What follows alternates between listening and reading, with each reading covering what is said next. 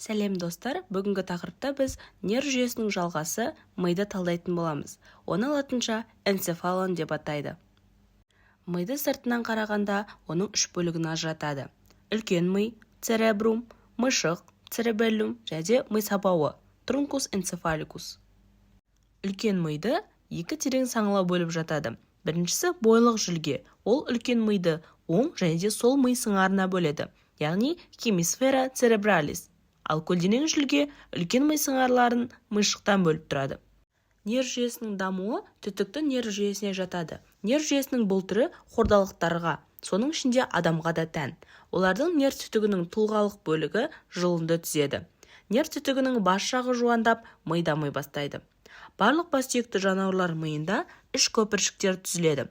Оларға алдыңғы ми, прозенцефалон, ортаңғы ми, мезенцефалон және ромб тәрізді ми, ромбэнцефалон түзіледі. Филогенездік даму барысында алдыңғы ми көпіршігі екі бөлікке бөлінеді. Соңғы ми, теленцефалон және аралық ми, диэнцефалон бөлінеді. Ал ромб тәрізді ми сопақша миға, миеленцефалон және көпіршік пен мышықтан тұратын артқы миға, метенцефалонға бөлінеді. Нәтижесінде соңғы ми, аралық ми, ортаңғы ми, артқы ми және сопақша ми деп аталатын 5 ми көпіршіктері пайда болады. Сопақша ми, миеленцефалон, хордалардың эволюциясында мидың көне құрылымдарының бірі болып табылады. Ол омыртқалардың орталық нерв жүйесінің өмірлік маңызды бөлігі, онда қан айналым, жұтыну, тыныс орталықтары орналасады. Сопақша мида төртінші қарынша, ромб тәрізді шұңқыр және де бассүйек нервтерінің ядролары орналасқан. Сопақша мидың нейрон шоғырлары, яғни жүйке орталықтары, адамның өмірін қамтамасыз етуде үлкен рөл атқарады. Оған тыныс, қан тамырларын тарылтып кеңітетін, яғни қозғалтатын, жүрек соғуын баяулатып сирететін, тежейтін орталықтар жатады. Бұлардың қайсысы бұзылса да адам өледі.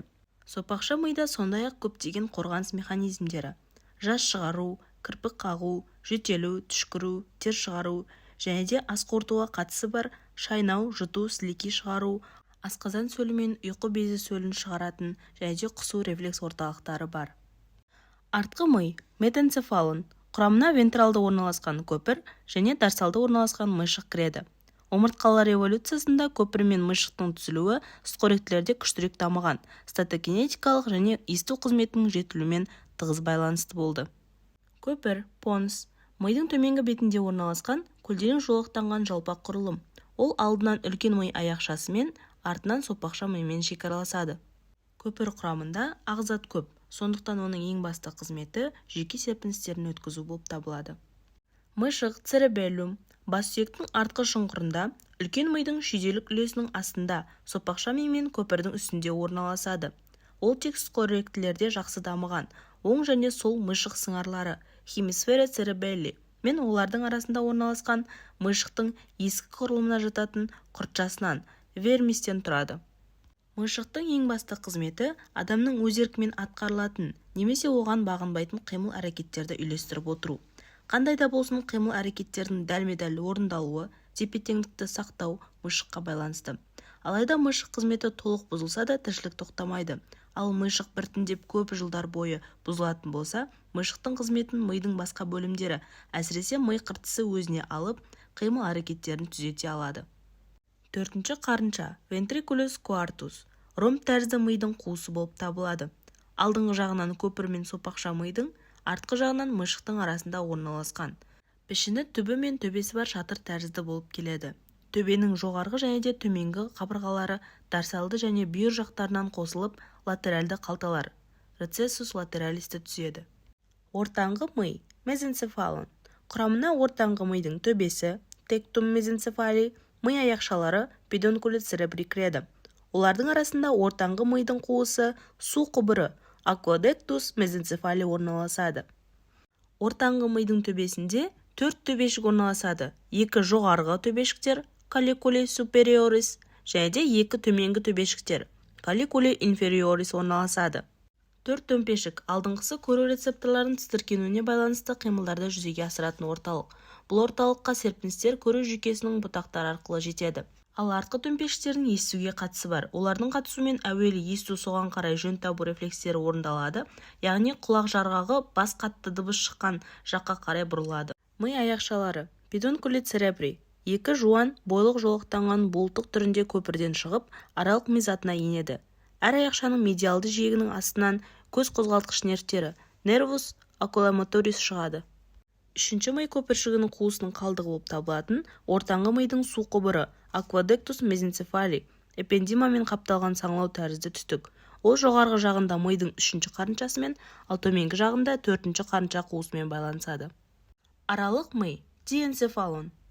Оларға таламустық ми, таламенцефалон, таламус асты аймағы, хипоталамус және аралық мидың қуысы үшінші қарынша вентрикулус тертиус. Таламустық миға көру төмпесі, таламус, таламус үсті, эпиталамус және таламус арты, метаталамус жатады.